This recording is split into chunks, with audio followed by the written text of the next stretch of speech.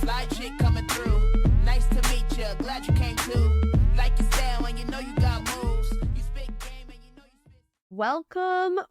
Welcome back to episode 2 of the Fastlane Collective. If you guys made it through that first episode, wow. I mean, we have so much thanks for you. We really do appreciate you and your support, and we've gotten such just great feedback from a lot of people with the first episode, so we really appreciate it, and we're back. First of all, let's start with Daniela. How are you? I know you're recovering from some illness. You've been so busy. Yes, I've had quite a busy week. I've been working on Bahrain edits from pre-season testing, as well as 2 shoots, a Formula 1 related shoot and a Formula E related shoot.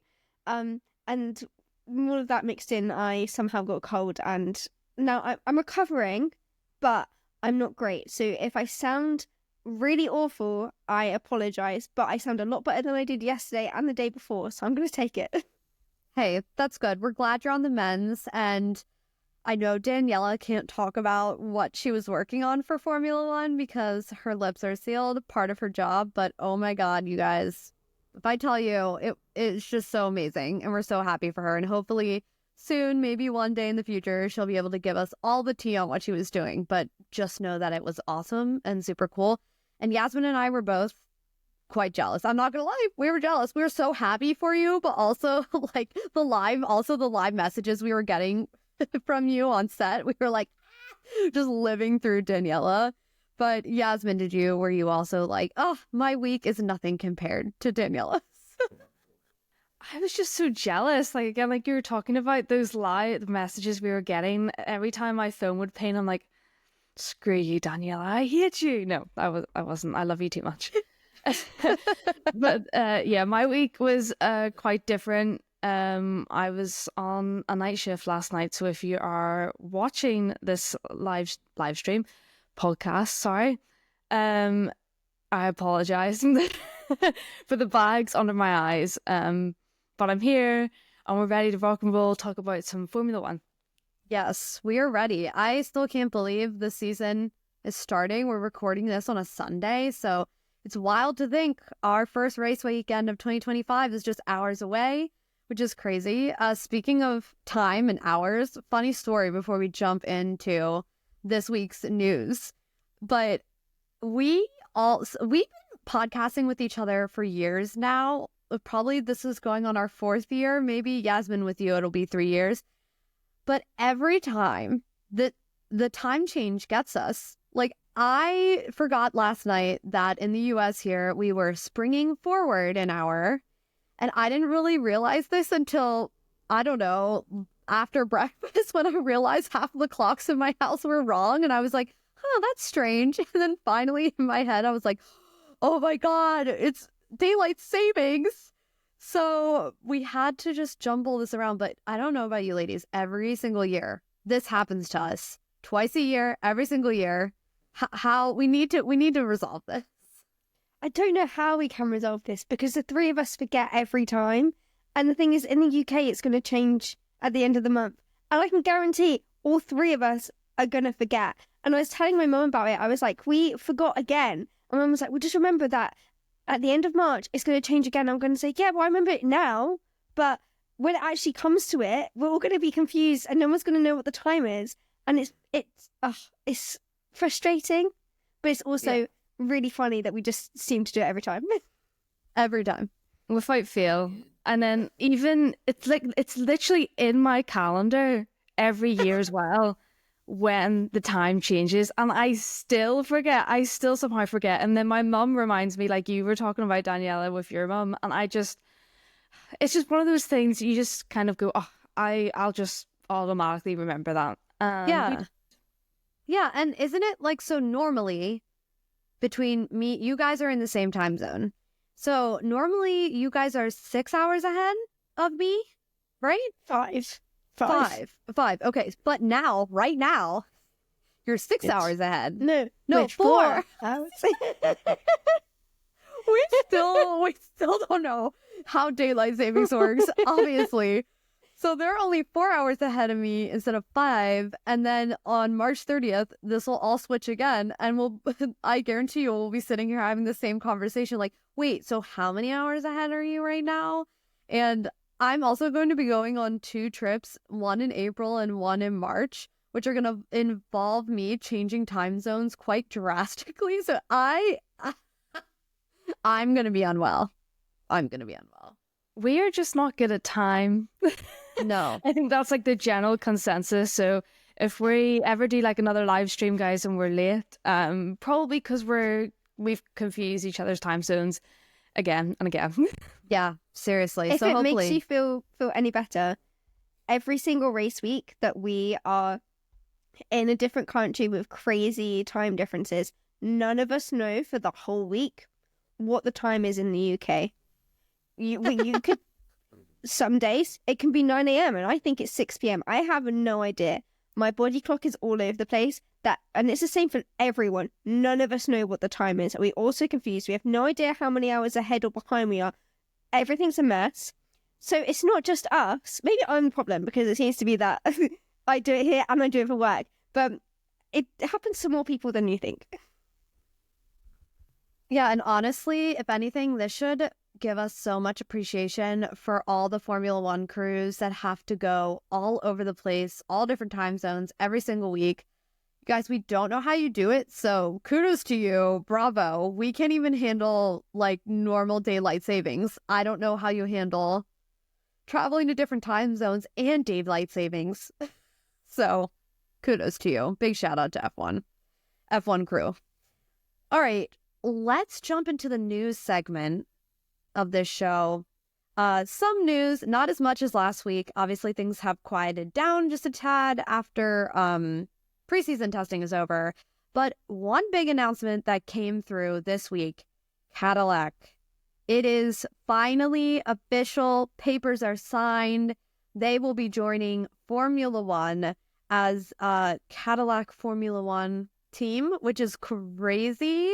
Yasmin, were you shocked to see, or were you just kind of like, oh, I kind of forgot about that thing, that this was official this week? I kind of just assumed in my mind, because again, last season there was so much talk about having another team in F1, and teams didn't want another team, and just back and forth, and is it going to happen, is it not going to happen? So I just kind of erased it from my mind and was focusing, new season, new shake-up, all this. And then to hear it come out, I thought, as usual, when I get F1 news I don't expect, I was like, oh, this is photoshopped. And then I was like, oh, wait, no, this is from Formula One's actual official page. And I'm so excited for this. I know that they're going to be collaborating with Ferrari with their power units and their gearboxes, and while working on their own engine facility. They've already hired like over 200 staff, I think it is. This is going to be really exciting, and more racing, another team in the mix. We shall see how it pans out. It's so exciting. I know. It is crazy to think we're going to have, starting next year, one more team on the grid. Like you said, Yasmin, Cadillac will be using Ferrari power units until their power units are ready to go. They're building that facility to build those power units in, I believe, let me see in my notes here. So sorry about that.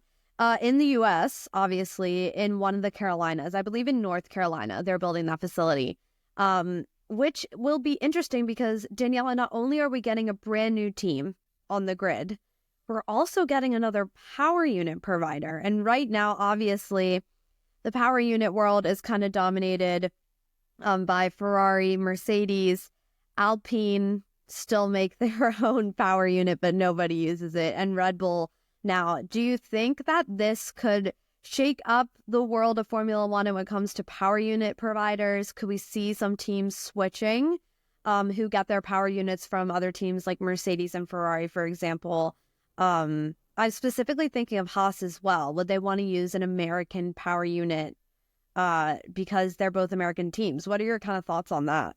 I was thinking the same thing as you about like Haas using it. I'm not sure at the moment that anyone else will, and I think I read that Cadillac are looking at at kind of aiming to have their own powertrain by like the coming towards 2030, but I could be wrong about that. So I think that it could change things up if Haas take it on board, but I don't think that many teams will kind of jump on it, because I think they're going to want to see evidence that, you know, it works and will get you great results. So I feel like for now, the main ones are probably going to stay as Ferrari, Mercedes, Red Bull. Like, they're still going to be the top big powertrains until Cadillac kind of prove themselves, which you never know what's going to happen in this sport. I didn't even think that Cadillac were going to come in after the whole Andretti stuff going on and them not being allowed in, and they were collaborating with General Motors, and then they got told no, and then General Motors and Cadillac are now together and they've got a yes. I did sit here very confused and was like, what on earth is going on? Like, how can one team get in and one team not? But I've done a lot of research on it in the last couple of hours to try and get my head around it, and it just seems that they think that Cadillac would be more like competitive, and that they're more of a well-known brand outside of motorsport to bring in new fans as well. Yeah, I almost had to remind myself that Cadillac is a different bid than Andretti because obviously Andretti has been partnering with other, like you said, car manufacturers, so kind of got it a little confused. But yeah, just to remind people, this is not the whole Andretti bid. This is a completely different one. But also Cadillac will be joined by TWG Motorsports as well. So that will be like the co-team, TWG Motorsports and Cadillac coming together to create this team. This is the first team to enter since Haas in 2016, which is kind of crazy to think that we haven't had any kind of switch-ups. When you really look back in the past of Formula One, we saw teams kind of come and go quite quickly. And Daniela, maybe to your point, that is why F1 is being so hesitant, because they want teams to come into Formula One and they want them to stay, because obviously it's an expensive sport and it is easy to not stay very long, especially if you're not getting any success in the sport. It kind of drains your bank account really, really quick. The team principal for Cadillac said, we don't want to be a team to just show up and race. We want to be competitive as possible as soon as they hit the track, which sounds like a lofty goal to me. Yasmin, do you think Cadillac has starting to prepare themselves, and has been even before they got the official green light to go on this? Apparently, like Daniela, I think it was you that said they already have, or Yasmin, they already have around 200 employees already and are looking to hire about maybe a couple hundred more. Do you think that Cadillac will hit the ground running, or do you think we're going to see them kind of hit a bump, kind of like how Haas did when they first entered? They entered on like a really high note and did quite well, but then it kind of died off after that. What are your thoughts? I think, you know, every team coming into the sport, well, when Haas came into the sport, it was all, oh, we're going to hit the ground running and get results and really be a competitor. But until you can do all the testing you want, but until you actually get on the grid and you let your car go racing, I don't think you can really measure how much success you're going to get. You can hire as many people as you want, but I think it's just like that experience of like running a team and the car itself. I really do hope that they do kind of hit the ground running, and it's a consistency that Haas didn't have. Like, I hope Cadillac do have.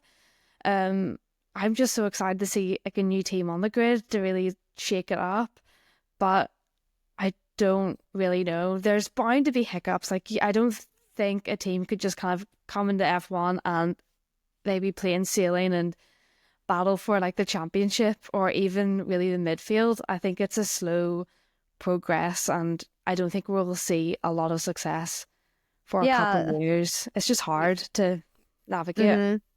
Yeah, and it's kind of a stark. They seem to be doing a bit of a different hiring kind of idea than Haas did. Haas very much came in completely inexperienced. A lot of people they hired came from other parts of the motorsport world and not F1. Obviously, Gunter Steiner did come from an F1 background, but he also had a NASCAR background as well, which is how he got to know and work for Gene Haas.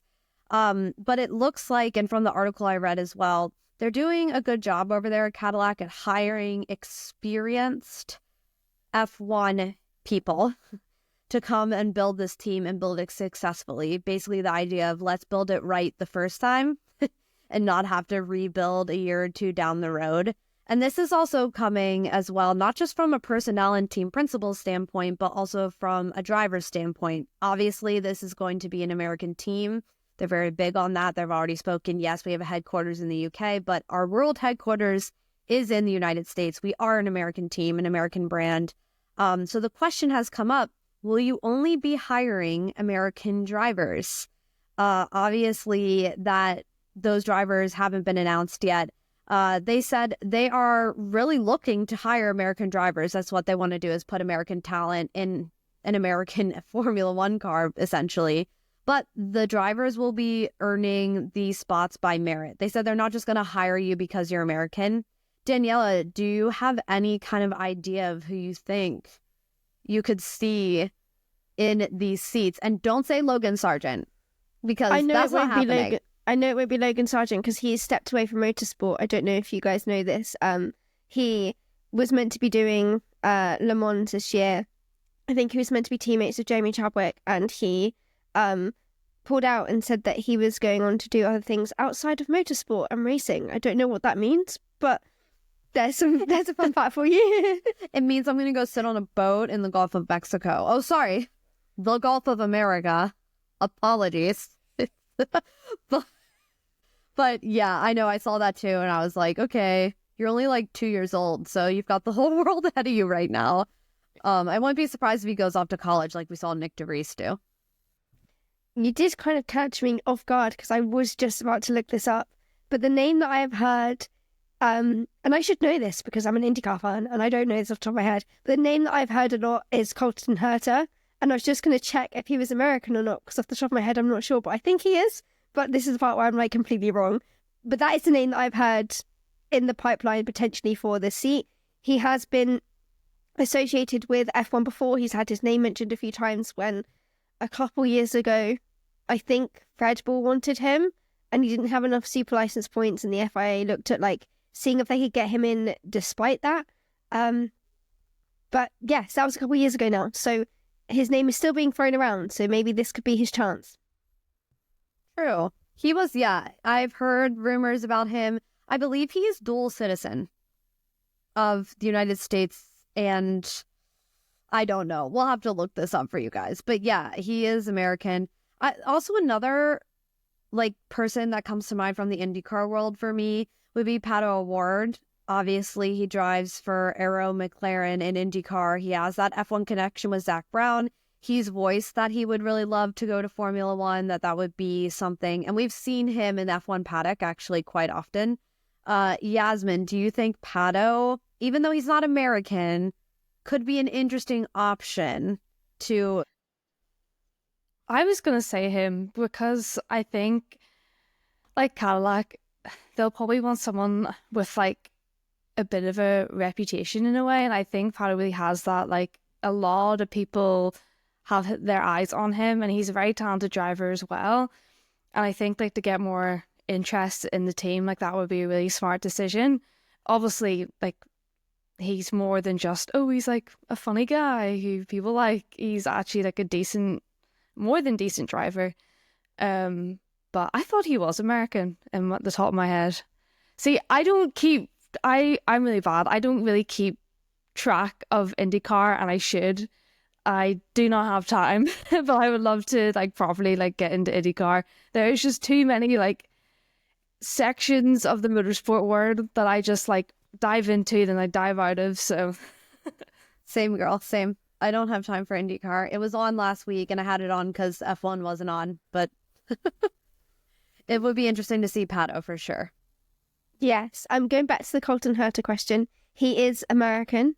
And when I searched up his name, the first thing that came up was, see also, Cadillac Formula One team. So I guess my theory could be leading on to something. But yeah, I've definitely heard his name being mentioned. So we'll see if that actually comes into fruition. It'd be interesting to have someone come from IndyCar, because I feel like usually the pipeline is F1 to IndyCar or F2 to IndyCar rather than it being the other way around. So I think we could create an interesting dynamic in the sport. And I remember when his name was being mentioned before, people were kind of up in arms a little bit, saying, well, like, what's the point in taking someone from IndyCar if we've got F2 and F3, which I can see that point and I do kind of agree with, but I think it would be interesting to see someone go from IndyCar and come into the F1 space. Yeah, I think you're right. It's not the normal pipeline that we see F1 drivers come from. But I think we have seen teams kind of open to the idea that IndyCar could be used as this other space for them to get their younger drivers and talent a little bit more sophisticated focus before they come in F1. So it would be interesting. And thanks for confirming that he was American. Appreciate you on the quick fact checking. But maybe, Daniela, you should just manifest this, because you seem to be manifesting everything into existence. So get to manifesting Colton Herta. I will try. Thank you. Well, if this happens, I am gonna believe that you actually have true manifesting powers, and will hire you as my personal manifester. So You're like a witch. You have spells. no, not a witch. Witches are scary and mean. She's like No, but like a cool witch. she's like a F1 goddess. I like that. I'll take that. Thank you so much. We'll go with that. Oh my gosh. Okay. Well, we wanted to talk about this little bit of news. This piece is not directly F1 related, but seeing as that we talked about all of the FIA drama that went down last week with Mohammed Ben Salim and some of the FIA people not wanting to sign an NDA to attend a meeting, this came up, and it just is, again, kind of connected, fueling the fire. If you didn't see, rally car drivers are joining really Formula One against this whole crackdown that F1 has been seeing around swearing over the radio. There was a driver that cursed during the race in Sweden. He got fined something like 30 grand. And these drivers feel the same way that F1 does. They're like, no, you can't ask us to not show emotion or swear when we're at experiencing some of the highest stress levels, highest adrenaline levels. We are not even thinking 100% clearly outside of what we need to be doing. So to expect us to control what we're saying all the time, especially in the car, is just ridiculous.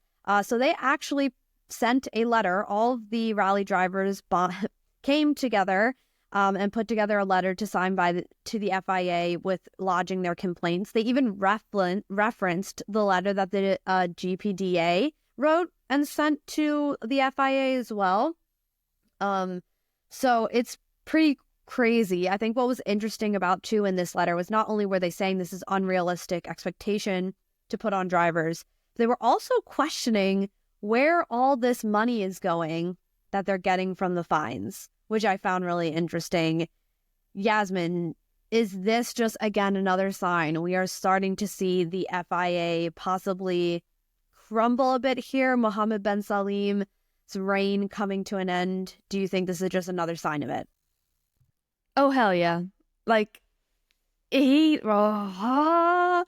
this swearing ban fucks me off something shocking. Like, it really does. Like, I am so... it pisses me off. Because, like it really gets... She's feisty. I'm feisty. Listen... Sorry for, I guess I dropped, the first F-bomb. We're second episode in and I'm already, ruining the podcast. But no, these are your real emotions. These are real emotions. Don't find me, guys, okay? Yeah. Don't find us, FIA. This is real. We're being real right now. I just think, to completely kind of control what people say, especially, these drivers put their lives on the line for our entertainment.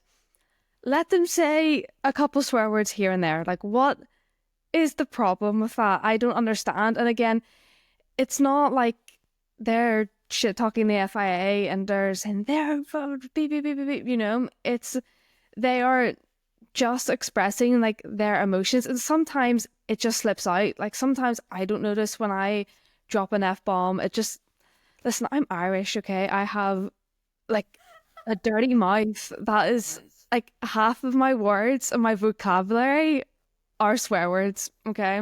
I'm pretty sure your people created swearing, actually. Like, Yeah. there's no way. It's in your blood. Yeah, like it's discrimination if you want me to not swear. We're going to take it there. We're taking it there. I'm taking it there, FIA, okay? So, I feel quite strongly towards this. And like you said, with the money, like, where's it going? And finding like Formula One drivers that type of money, okay, but rally drivers are not on the same wage as Formula One drivers. Like 30 grand.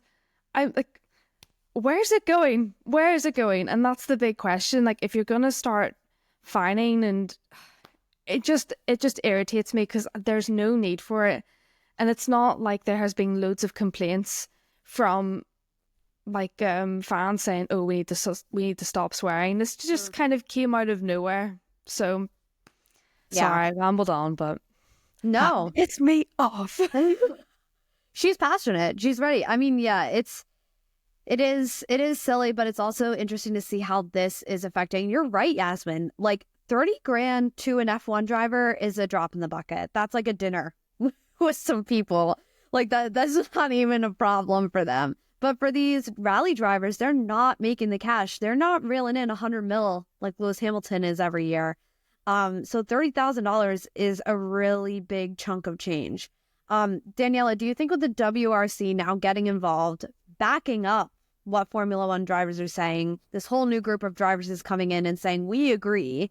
And not only do we agree, we have some other questions for you. Do you think this is going to add pressure to the FIA now? And do you think we might actually see some change?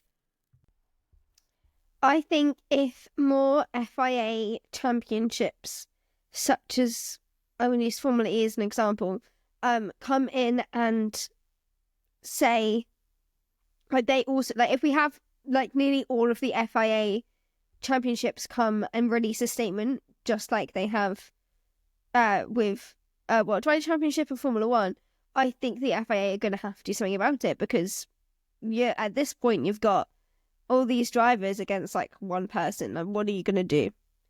I don't agree with it. I think that these people are adults at the end of the day, and they can talk how they like to talk as long as they're not harming anyone or being disrespectful. Then I don't see it as a problem. And most of the time they're not. Most of the time they can be really happy talking about a great race, and they accidentally like say the F word, or like they can like sometimes over team radio, yeah, it is going to get a bit stressful. Unless like they are like really, really rude and disrespectful to people over the team radio or in person, I don't think it matters too much. I also understand that they are in high stressful situations, so sometimes they might be a bit rude.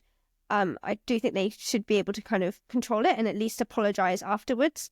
So I just think that the FIA need to reconsider this like drastically, because they're turning a lot of people against them. And they're already kind of sinking ship. So if they want to keep afloat, they need to back up their ideas. Yeah, I agree. And like, I also agree with your statement there, Daniela, is saying like, there's a difference when you're swearing like at somebody, like calling someone a curse word. There's a big difference between that and just like expressing an emotion. So I do agree with you that if they're talking really horribly about another driver or person over the radio in that way, then maybe that does need to be addressed. Maybe not as severe as a fine, but a warning of some sort. But if they're just swearing because like they missed a corner or they crashed, there's absolutely no reason that needs to be reprimanded with a cash penalty, or in Max's view, community service. Which, by the way, he waited to the very last end of the season to complete that community service. He just held that one out to the very end. But yeah, I don't think it's looking good. As if the FIA could piss any more people off. Like, you just think, what else could they possibly do to make us angry? Oh, just kidding.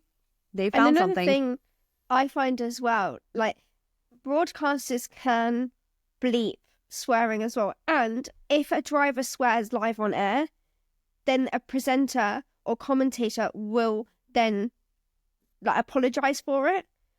And I understand that they're worried about children watching it and picking up and taking on these terms. I get that. But a lot of it, where this kind of started was from press conferences, which happen on a Thursday, which, what happens on Thursdays? Oh, right, children are at school. They're not seeing this. They're not watching this. And all of it's probably going to go over their head anyway, because sometimes it gets quite technical. And sometimes things in that press conference are said that really should not be spoken about anyway. For example, some of the drivers' personal lives in previous years have been mentioned during a press conference. I wouldn't want my child watching that anyway, not that I have children, but you know what I mean. So, Yeah. why is that? Why is a journalist asking a personal question about a driver's personal life any different to a driver swearing? Like, if you're gonna say drivers can't swear during press conferences, then do not bring their personal lives into it. Yeah. Yeah. And maybe this is an American thing. This is why we like this part of the podcast, because we all have different views. But the F1 is not a kids show. So if you don't want your kids picking up on curse words, and you know that there's a possibility that a curse word could be said in a show, then maybe don't have your kid watch it. Just a crazy thought. I don't know if it's the case for other sports. I don't really watch that many other sports. So are there issues with other players swearing and that being a problem and people banning it, or is this just an F1 thing? Yeah, I mean, I think in what you guys would call football, but we call soccer, there are penalties for cursing at other or talking in like a very disrespectful way. But in the US, we also have to remember Formula One is unique. These guys are basically quote unquote mic'd up for every single race. Like we don't mic up every single football player that goes out on the field and then you can listen into them at any time. So F1 is very, very unique in that way. So I think it's more at the forefront because we do have the ability to listen to everything they say during a race, which I can't even think of another sport that is like that. I know here in the US, like ESPN will mic up people, but it's never live, and they edit out and bleep out any curse words. What annoys me is Formula One have a separate broadcast for children. F1 Kids, I think it's called, just. So, you can have a delayed, they can delay the live stream, or I'm pretty sure it is live. I've never watched it, I don't have kids, where say there is swearing, then they could cut away from it or bleep it, or again, I don't know the ins and outs of it, but I think there's a whole separate channel for F1 for kids. Let them watch that. Let the adult stream have the swearing. I want it. It's fun. Why not? It shows the emotion. I think it shows the emotion because drivers really have to just tiptoe over everything they say anyway. And having that extra layer of just, I don't know, constriction. I just think it's more fun. I like swearing. Sue me. Sue me. Well, they might. No, you all great points, ladies. And I think this will be a topic that we don't just talk about in this episode this year, because I have a feeling this whole swearing situation is really going to pop up throughout the entire 2025 season at this point.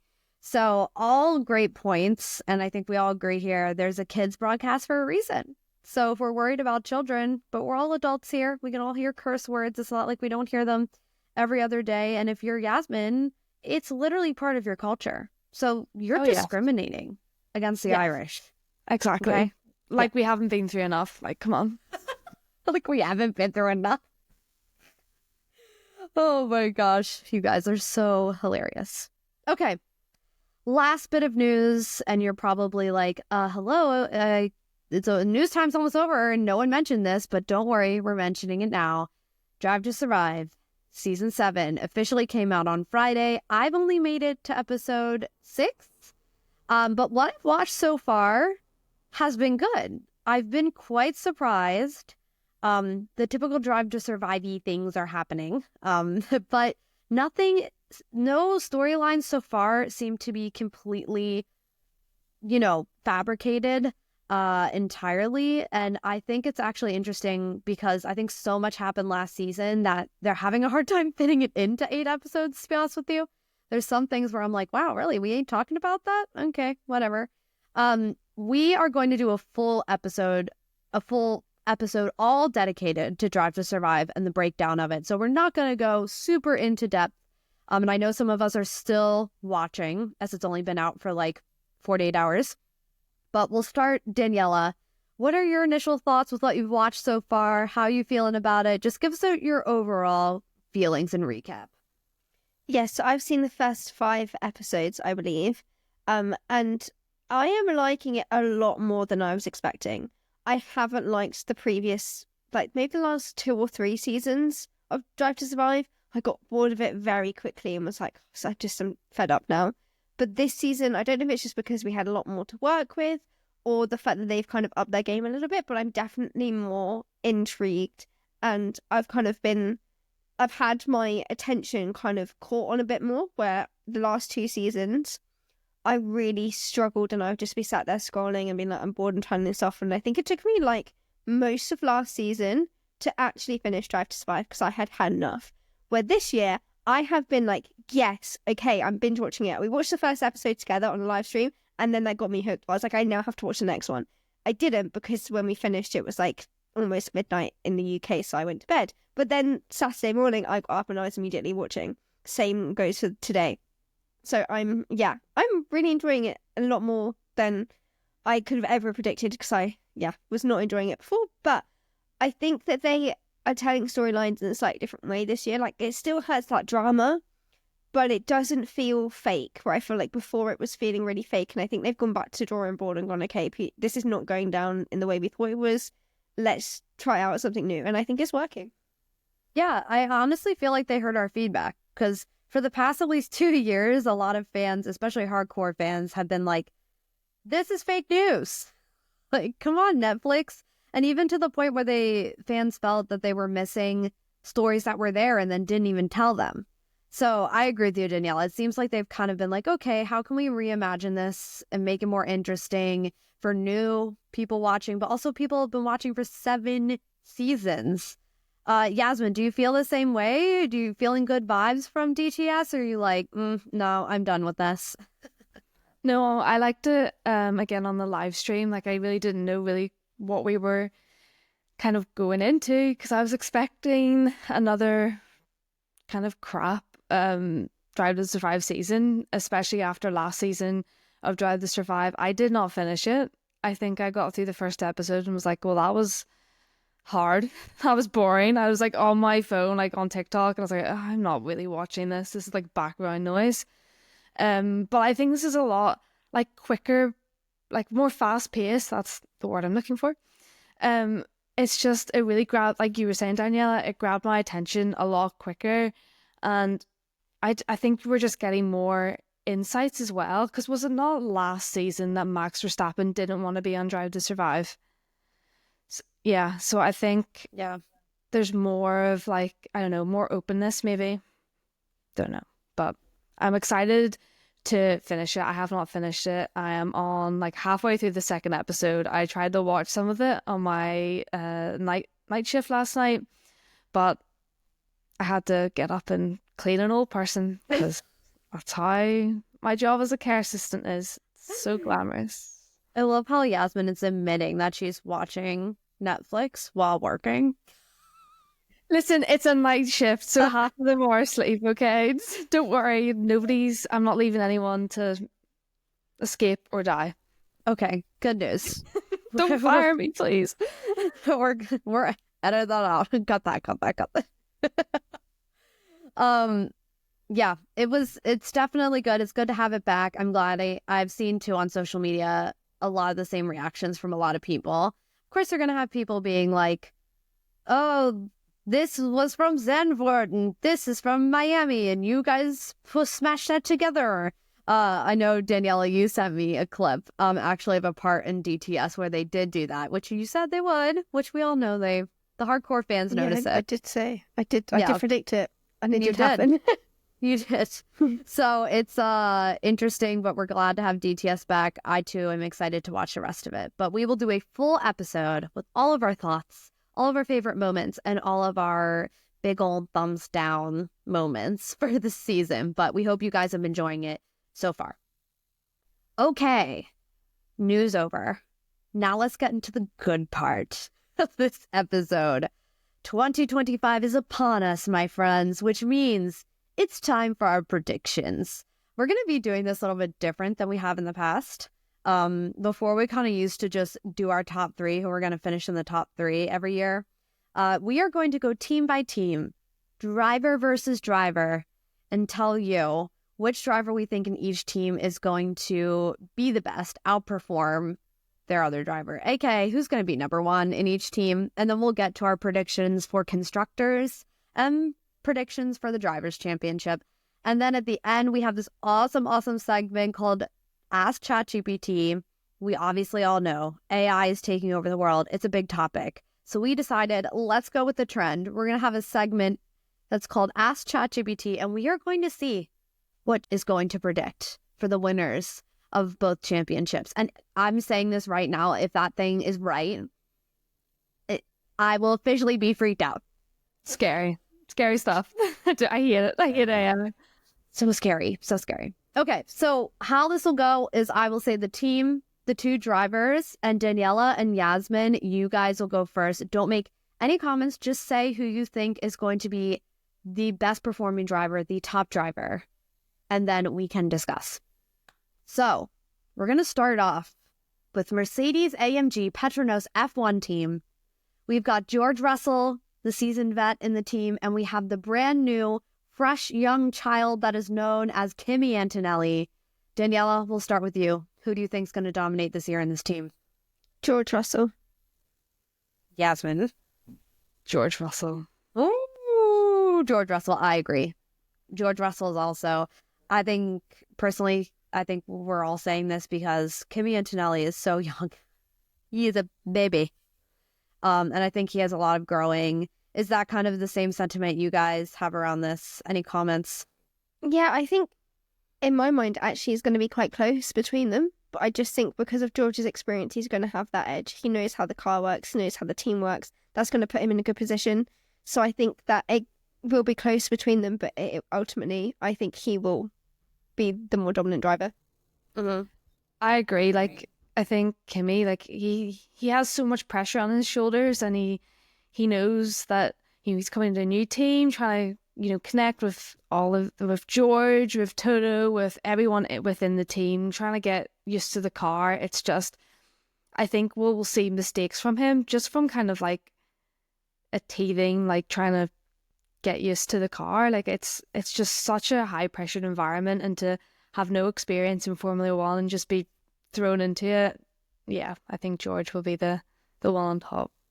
Yeah, and I think George right now is very much looking at this as an opportunity to step into this leadership role at Mercedes. Obviously, he's been there. He's kind of been in Lewis's shadow.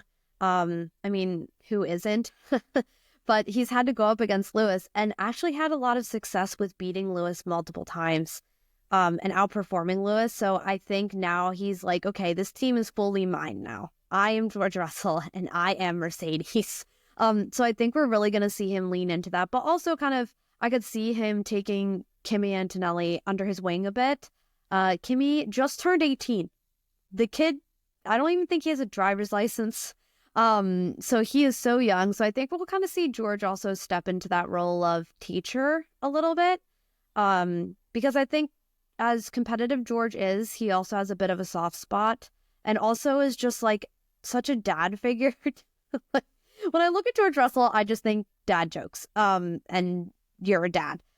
He's not, but that's how I just think, and I could see that playing out. And also with Kimi, I think Kimi very much knows this, is that Mercedes are setting him up and gearing him up to be the next Lewis Hamilton of that brand. They are fully invested in this kid. That's why they're bringing him on so early and so young, because they want to make him the next Max Verstappen, the next Lewis Hamilton. And I think Kimi knows this. And on top of all the pressure that you ladies mentioned about being in a Formula One for the first time, getting acclimated to that, a new team, just like the intense travel and the media, it's going to be all new. And on top of that, I think there's going to be this added stress of I'm the new star of Mercedes.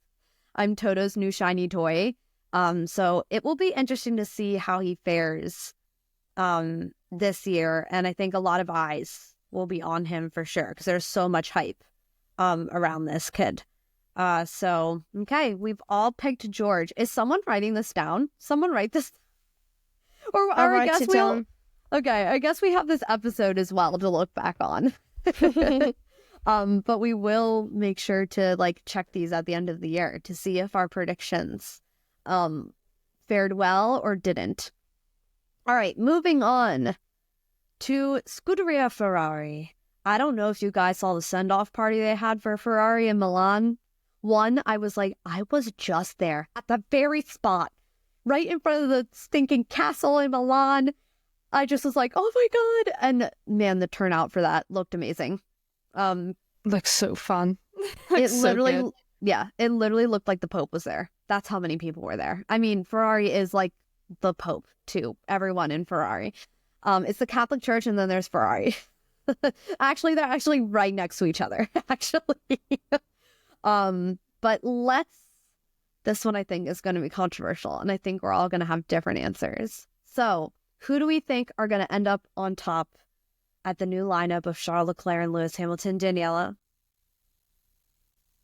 Who is it going to be for you? I really don't know. This one's hard. This one's really hard because obviously Lewis has so much experience, but then Charles knows the team. I'm going to be controversial here, and I'm going to say Charles Leclerc. Okay. Yes. It's so stressful. I know it is so stressful. I'm going to say Lewis Hamilton. Oh, okay. I think you all know my answer to this because I just feel like in my heart, I couldn't say anybody else but Charles Leclerc. I swear to God, if Lewis Hamilton wins a championship for Ferrari over Charles, I will be deceased. Okay, like I'm quitting the podcast. I'm quitting Formula One. I'm gonna cry of sadness for Charles Leclerc because literally his whole dream, his whole life has been to bring a championship home for Ferrari. And if Lewis does that before him, God help me. God help me. I will not be able to handle it. So my answer is Charles Leclerc. Really? I thought you were kind of gearing up for Lewis there. Brianna. Yeah, I really was, and last minute I changed my mind. No, but honestly though, even as a hardcore Charles Leclerc fan, and obviously I'm a Ferrari fan, I mean, look at me right now. If you're listening, I'm holding up my Ferrari mug and my Ferrari notebook, which was brought from the motherland, from the Ferrari factory, okay? This isn't some Amazon purchase, okay? This has been graced by the hands of the Italian Ferrari people. Okay, but this was even hard for me. Like, Lewis is coming in, all engines go. He also said this week and was quoted saying him and Charles are the strongest Formula One lineup that Formula One has seen. I was like, whew, bold. I mean, Danielle, you also chose Charles. So what's your reasoning behind that? I think it's just the fact that he knows how the team works. And I feel like that really does actually play into how well you do as a team. Like, I think that it really corresponds with your performance. And I don't know. I just feel like Lewis is going to find it hard because Mercedes was built pretty much as soon as Lewis got there, all about him. It was made all around him, and it has done for the last, I don't know how many years he's been there, but a long time. And I think he's going to find it difficult to go from a team that has made him number one driver for most of his career to then now being in a team where he's now with someone who's been a number one driver for most of their time at Ferrari. I think it's going to cause a bit of tension. And yeah, I just feel like he's going to really struggle into where he fits in with that team. Obviously, it's big news with him going to Ferrari, so a lot of focus has been on him so far at the moment. But I don't know if as we go into the season, whether or not it's going to change and the focus is going to move back onto Charles. So I'm saying Charles Leclerc. I do feel like that is controversial. And I know why Brianna has said it, because she is the biggest diehard Charles Leclerc fan known to man. Trust me, I spent a whole day with her in London, and I think I could have made millions of the amount of times that she mentioned Charles Leclerc and Ferrari. So, yeah, that's my reasoning. I'm a Ferrari loyalist, okay? Ferrari through and through, and Charles Leclerc. He is the Prince of Italy and the Prince of Monaco, and he was born to be in Ferrari. Okay, I'm done. Let's go over to the trader. I mean, Yasmin. Why did you pick Lewis? Well, Brianna, I think Lewis is gonna... It's hard because a part of me does think that Charles would come out on top, but I think Lewis is gonna like come for blood and not listen to team orders. I think he's gonna do things on his own terms, and I think that's gonna be the defining factor of who comes out on top between those two. I think Charles like wants to more like listen to what the team wants, but Lewis is like, no, you're gonna do what I want. I think that's the big difference. But whether that's going to play out well for him in Ferrari is, I don't know. Yeah. But like if like team orders come in and Lewis has to let Charles go past, I don't think he's gonna. Not with like how he's been talking, just about how he's like just so confident, and yeah, sign me up, because I am ready for this like rivalry that's like bound to happen. There's gonna be something that's gonna happen. Yeah, I think we're going to see more butting heads between those two than we ever did see with Carlos and Charles. And we saw a decent amount of butting heads with those two at some points. So it will be interesting. All right, let's move on before I get too all worked up in a tizzy. But we're moving on to Red Bull. We have Max Verstappen and the new rookie, who's not really a rookie, but is a rookie, Liam Lawson, taking that seat from Sergio Perez. Daniela, Max or the new young gun Liam? Who you got? Max Verstappen. Yes. Max. I want Liam to really like give it to him, but I'm gonna say Liam. Oh, okay. I'll give you my thoughts on why, but why have you two chosen Max? I mean, I think everyone can kind of think why you chosen Max. I want to say Liam so badly. I have been a Liam Lawson fan since his F2 days, and I have been like gunning for him to make it into F1. And he, like, if you were to say to me who's going to be your favourite driver this season, it's Liam Lawson. And yes, he did take Danny Rick's seat last season, and yes, it did pain me to have to sit there and go, I've just lost my favourite driver, but now my second favourite driver's coming in now. What do I do? I will sit here and defend Liam Lawson. But it's Max Verstappen, guys. I just can't, like, you can't beat Max Verstappen, who's broken like nearly every single record that ever has existed in Formula One. So I have to go with Max. But my heart is saying Liam, but my brain is being realistic and says Max. Yeah, it's hard to bet against Max, especially with all of his success the past couple of years. Yasmin?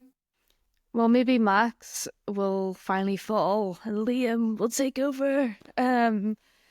Yeah, I just think Max is just still in this like pedigree of just elite drivers. I think Liam, sorry, I almost said Lewis, sorry. I think Liam will definitely be a way better teammate than Checo. I think he'll be up there on the grid, but I just don't see... I also don't see him like rocking the boat. Like, I think, you know, he'll do what Max wants.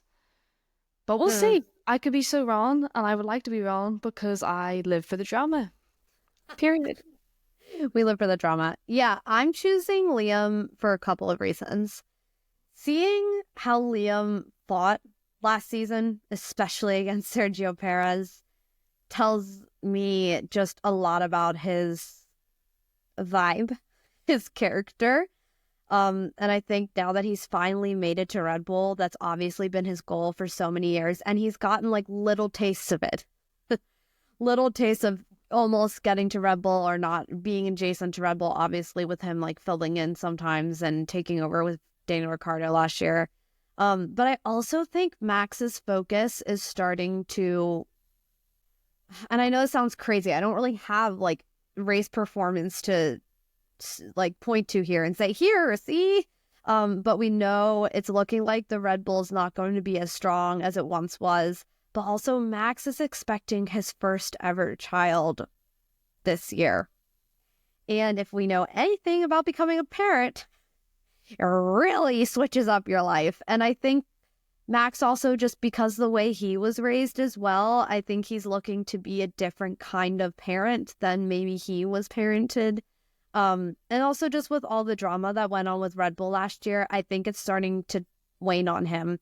And I think we kind of saw toward the end of last year him not really caring that much. Like, he even joked maybe he'll get enough penalty points so he can go on maternity leave. Like, if that doesn't give you a sign as to like maybe where his head is to make a joke like that. And it didn't really even seem like that much of a joke. I mean, it was a joke, but it kind of seemed like he was like, yeah, I'd rather not be here. Which was interesting. So that's why I think Max might be slipping a little, because I'm not sure the hunger is still there for multiple reasons. Where Liam, it's like, this is his chance, man. And he knows it. We know this second Red Bull seat is like, perform or you're out.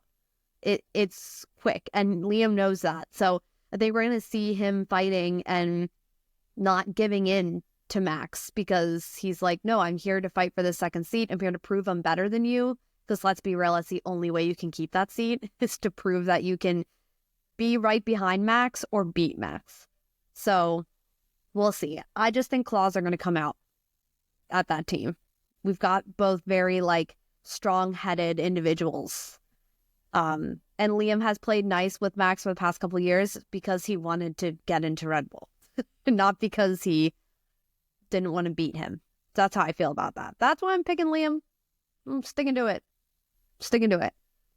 All right. Let's move on to the Papayas.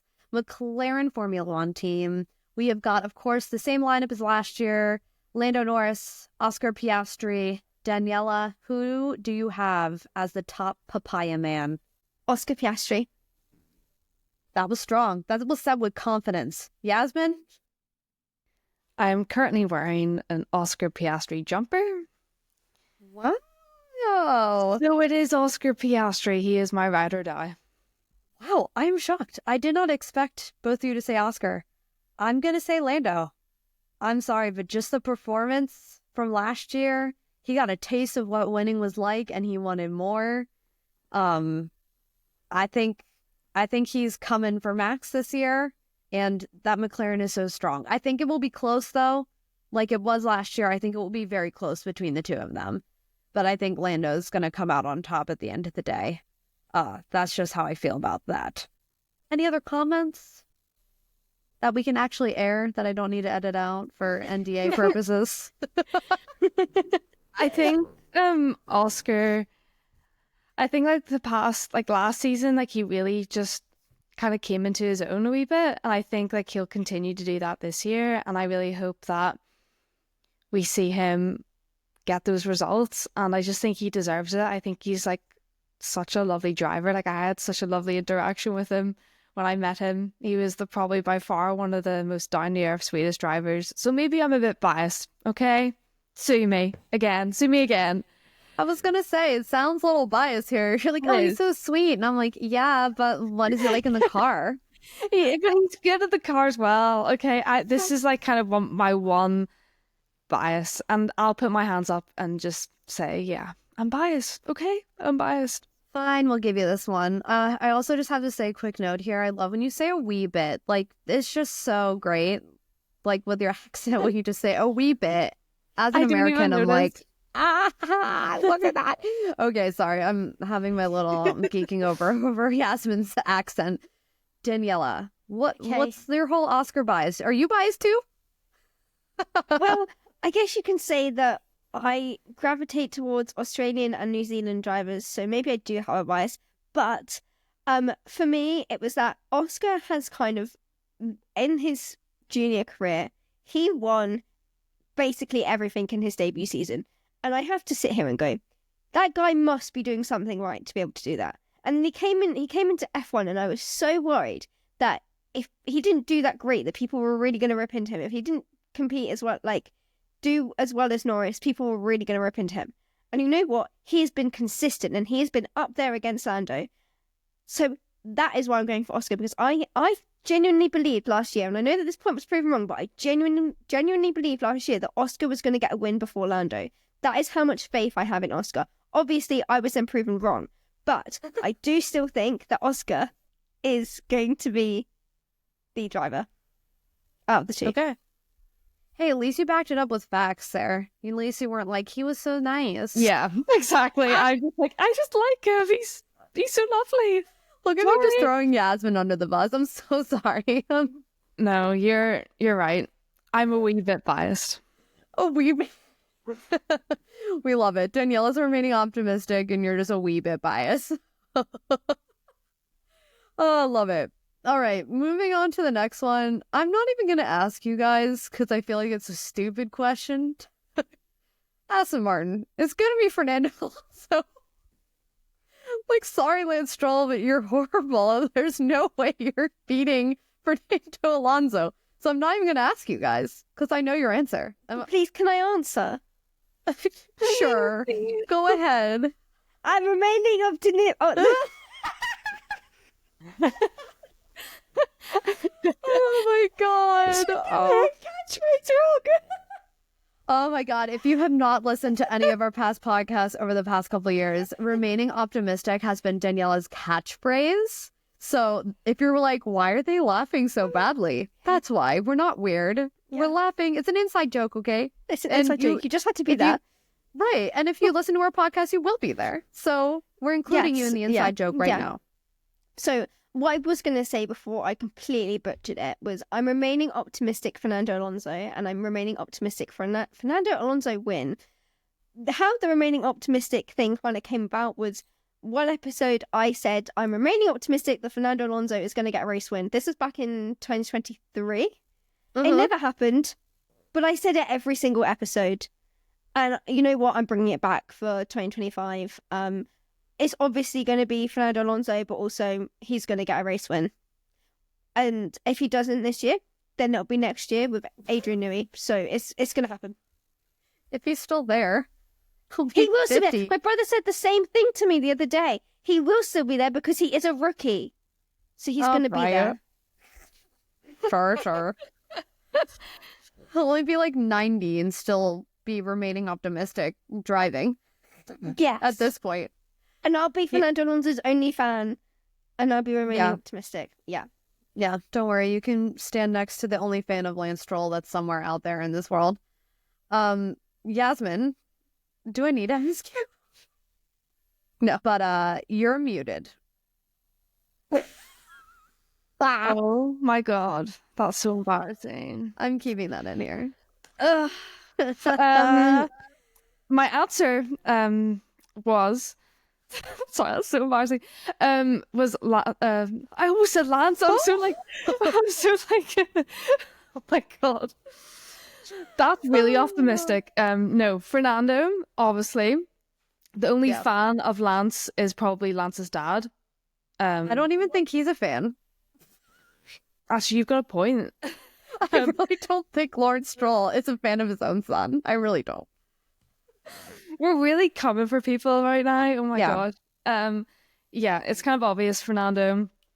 I mean, here's the list of reasons why. I mean, we can be here all day, but if you need us to reason why we think Fernando, then I'm not sure you're a Formula One fan or not. All right, let's move on to another team that's going to be more entertaining. Alpine. We have Pierre Gasly that's been with the team for a hot second now. And then we have the new, one of the 5 rookies coming in, Jack Doohan. Daniela, who do you think, Pierre or Jack? Wait, can we talk Oh. about the haircut? Sorry. Oh, Pierre's horrible Turkish transplant? Hair transplant? Why? Because he's balding and he's trying to stop it from happening. It's sad. It's a sad story. Pierre, we're with you. Our thoughts are with you. We are sending you good vibes for your new hair transplant. But yeah, it's bad. It's real bad. But we're not going to focus on that. If anything, it will make him more aerodynamic. So, even though he wears a helmet. So, and Jack Doohan was like, dude, me too, bro. Like, I'm just gonna go and just cut my hair this horrible with you. Maybe there was some kind of weird behind the scenes pact there to make it look like a whole team decision. But Daniela, back to you. Jack or Pierre? Jack Doohan. Yasmin? I'm going to say Pierre. I'm also going to say Pierre. I just think Pierre last year was distracted a lot by how horrible that car was. Not distracted, but he couldn't perform the way he wanted to just strictly because the car was horrible. Obviously, that was looking better toward the end of the season, so there's hope some there. And then him and SD, they just didn't get along. There was drama there. It was distracting. I think it frustrated Pierre, and I think he just was kind of over it at that point. And I may say DTS may be influencing my decision here, but I think Pierre is also sick of like seeing all of his friends like Charles, George up there, Lando up there at the front, and he's still battling toward the back. So I think he kind of has that like, I need to prove myself kind of motivation coming into this season. And also knowing he's got a young gun like Jack now in the seat next to him, more the reason for him to be like, I have to outperform this kid at every turn, because if not, it's going to look pretty bad on my part. So that's why I chose Pierre. Daniela, though, you went with Jack Doohan, and I know you have a soft spot for these rookies. So what was the reasoning? I may be a bit biased, but I just feel bad because everyone's saying that Jack Doohan's going to be out after like 5 races and Franco Colapinto is going to be in, and I just felt really bad for Jack. So I'm remaining optimistic for Jack, and I hope that my what's it called? My manifestation powers will make Jack Doohan have a good season and he won't get replaced after 5 races. So Jack Doohan, I'm doing this for you. Well, she's doing it for you, Jack. Just for you. Hey, you might prove us all wrong, so. All right, let's keep it moving. Ooh, this one I think is going to be the last one for us. That's probably going to be really difficult to choose. And that is Williams Racing with the new pairing of Carlos Sainz and Alexander Albon. Ooh, this one, it was a hard one for me, but Daniela, Carlos or Alex? Who's coming out on This top? one is really, really hard. Yeah. But I think I'm going to have to go Carlos. Yes. I have to say Carlos because my mum will literally murder me if I say Alex. My mum is the biggest Carlos Sainz fan ever. He is her lock screen.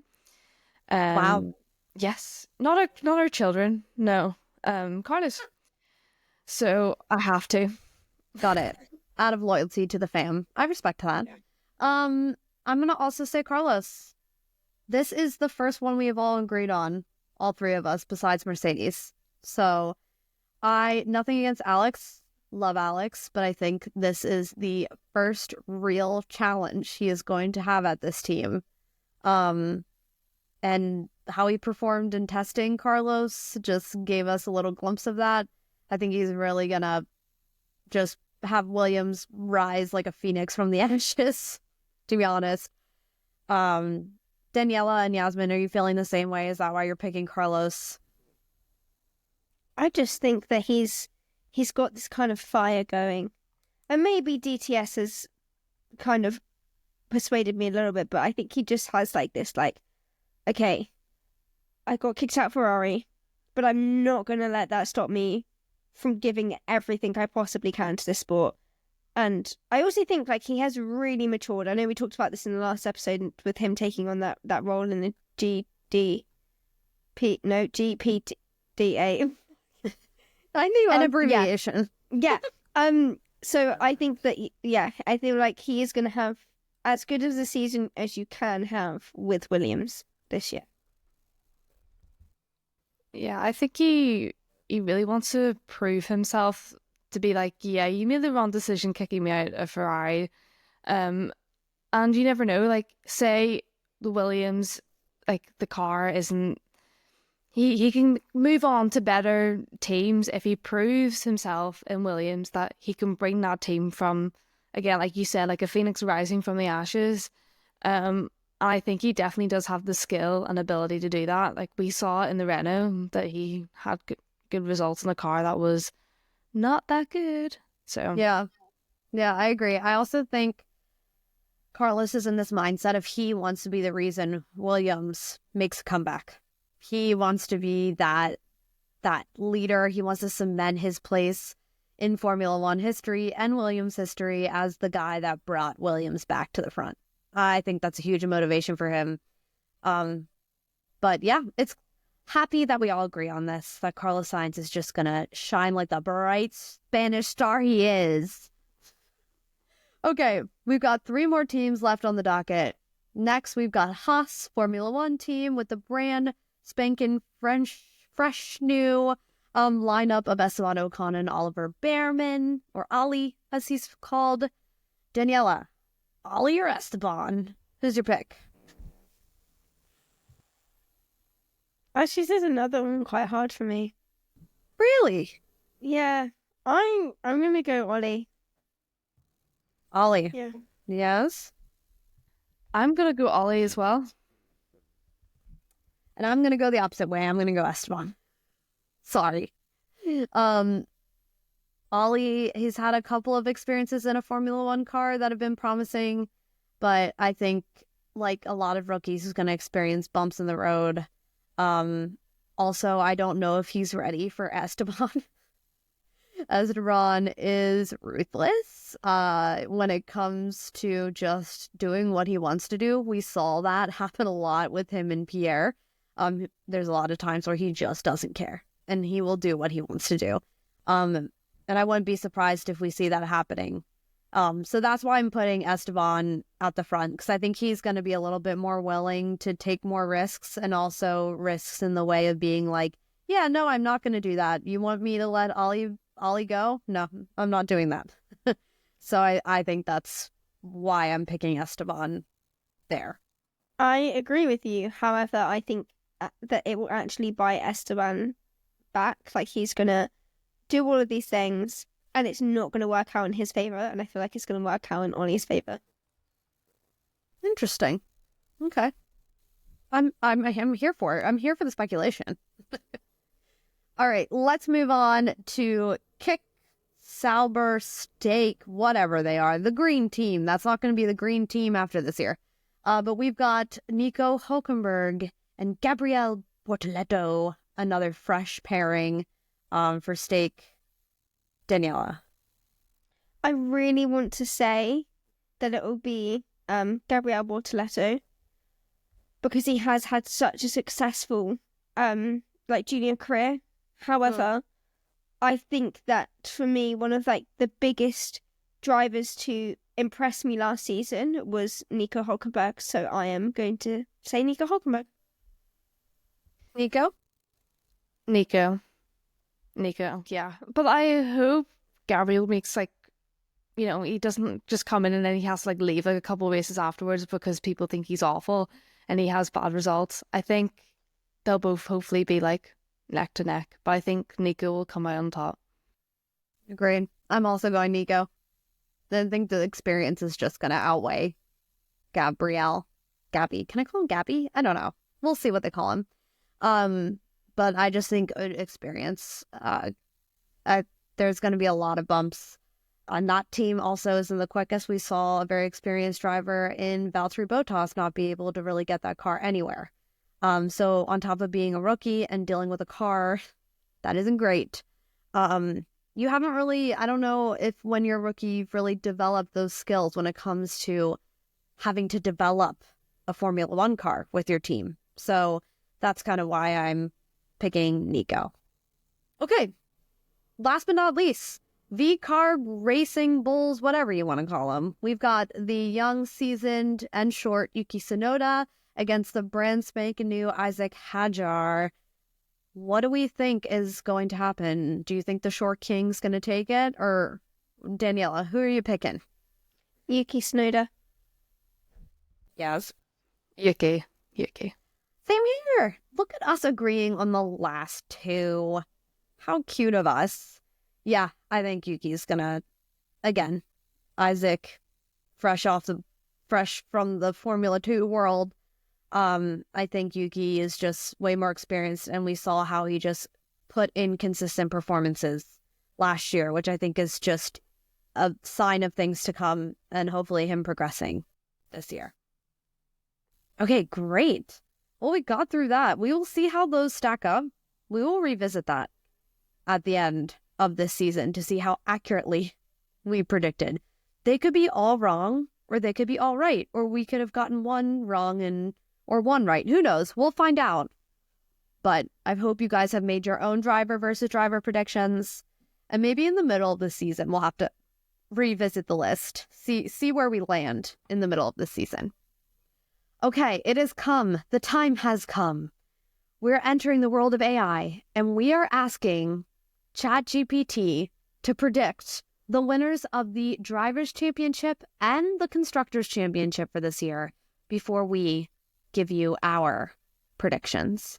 So I'm literally asking it right now. I have got ChatGPT up here just so no one thinks we're cheating. The question I am asking it is, could you tell me who you think will win the F1 Drivers' Championship and the F1 Constructors' Championship in 2025? So, drum roll, please. Can someone just drum roll? I'm hitting send. It's thinking. Oh, it's very excited to tell us, you guys. It said, oh, prediction time. Okay. Are you ready? Give it to us. The 2024 ChatGPT has predicted that the 2025 Drivers' Championship will be Max Verstappen. What? No way! That's crazy. Do you know what's even funnier is it goes, I predict that in 2025, Max Verstappen will win the Drivers' Championship. And then underneath it, it goes, I know. Not... It literally is telling me.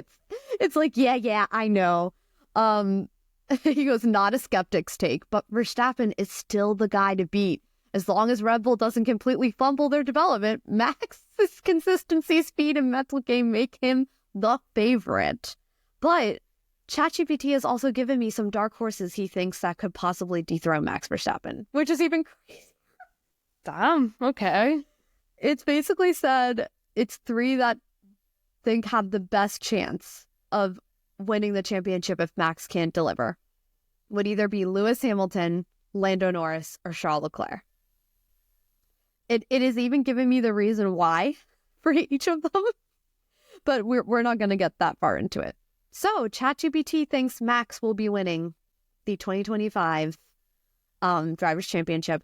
I can't blame it. I mean, with all the statistics, why would you not pick Max? I think a lot of people are going to pick Max. So well done. Not anything crazy. All right. And then its prediction for the 2025, ChatGPT's prediction for the 2025 Constructors' Championship is Red Bull.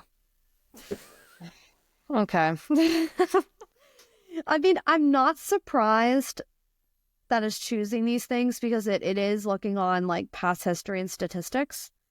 But it says, it's reasoning for this decision that this AI has made. It says, even with Adrian Newey not at Red Bull this year, it says Red Bull has a foundation to work from.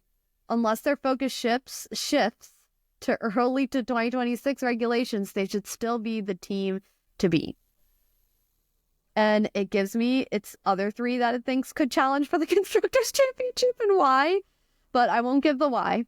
But it is McLaren, Ferrari, or Mercedes, which I think is that's pretty on par. I think a lot of other people would say that as well.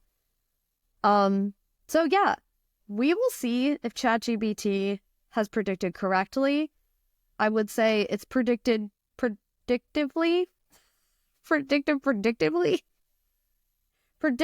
predicted that Red Bull will win constructors and drivers. Max Verstappen will win the drivers. So, interesting. We'll see how that goes. Now that ChatGPT has told us who it thinks is going to come out as the winners for 2025, we're going to ask ourselves what we think. Daniela, I'm throwing it to you. Yeah, give us both your drivers and constructors predictions. My driver prediction is Oscar Piastri, and my constructor is McLaren. Wow. Okay. Is that sarcasm? No. It's not sarcasm because, like, obviously McLaren holds the Constructors Championship now, so they're the ones to dethrone, and they're looking really strong. I guess I'm just surprised that it's Oscar, not Lando, but you did say Oscar was going to be stronger, so this makes sense. Yasmin?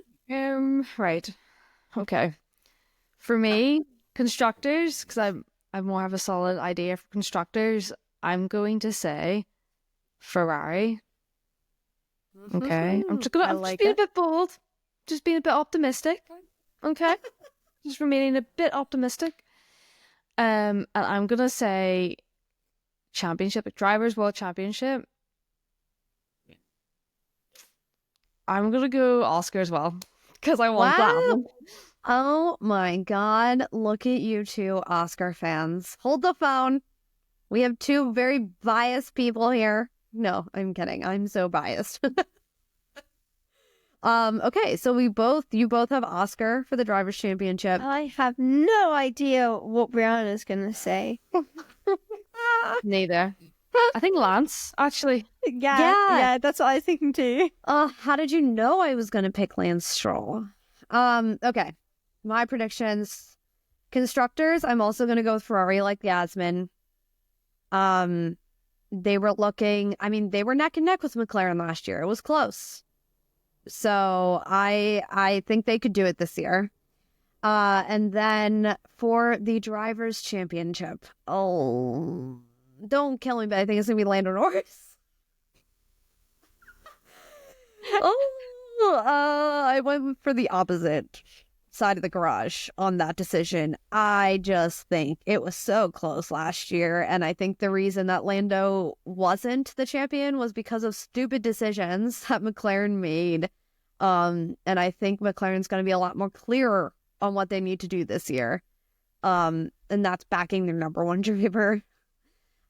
So yeah, I'm saying Lando for drivers and constructors for Ferrari. Oh, hi, Charles. Yeah, you heard that right. Brianna chose Lando Norris over you. If you guys are watching our podcast, Daniela literally like picked up her phone and it's like acting like she's talking. I feel like we're actually answering a phone call. Mid-podcast, sorry guys. Just I was just like, oh no, I hope everything's okay. It must be an emergency if she's answering a phone call in the middle of our recording. It was an emergency. It was Charlotte Claire. Oh, okay, fine. Yeah. It was an emergency. Okay, well, we are obviously somewhat aligned. We can't say we're on complete different like sides of the garage here on this. We both, Yasmin and I align on Ferrari, and we both all of us align that one McLaren driver will be sitting on top at the end of the season. Whether that's Lando and Oscar or whether it's neither of them, we will find out. All right, you guys, it's been a good episode. It's been a good one. Predictions. I am so excited for the first race of the season. Unfortunately, I will have to stay up till 2 a.m. in the morning to watch it, but that's okay. That's the fun of it. What time is it there for you guys when the race starts? Isn't it actually like a reasonable time? No, it's 4 a.m. for us. I don't know how it's 2 a.m. for you. Okay, 4 a.m.'s not too bad. It's just like a really early morning. Daniela, you've been up at 4 a.m. before for work.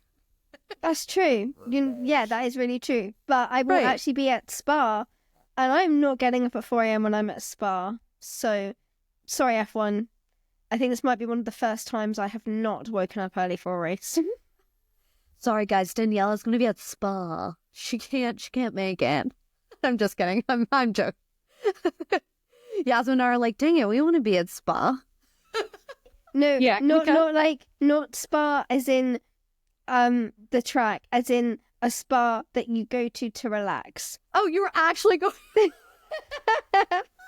We both on the same thing.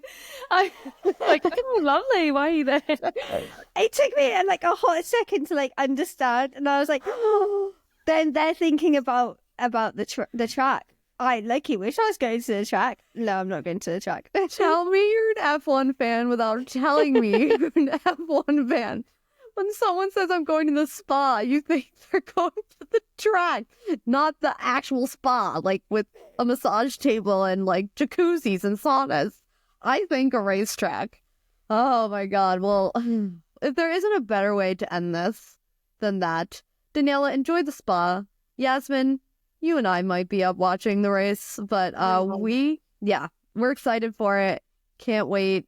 Got like race weekend jitters, or as Ferrari fans would say, it's raw geek. It's raw geek. Race week, raw geek. But yeah, we're excited for the first race of the season, and we're excited to come back and podcast about the first race. It'll be our first time under the name the Fastlane Collective. So thank you everybody for joining us. We can't wait to podcast and hear your predictions. As always, please make sure to like, comment, and subscribe to the podcast so you don't miss a single episode. And please leave us a review. We will be reading reviews on this show, so you have a chance to have your review read live. And make sure to follow us over on social media. We're on YouTube, TikTok, and Instagram at the Fastlane Collective _. So make sure to follow us in there. But until next time, you guys, we will see you in the fast lane. Bye-bye. Hello, fly chick coming through. Nice to meet ya, glad you came too. Like your style and you know you got moves.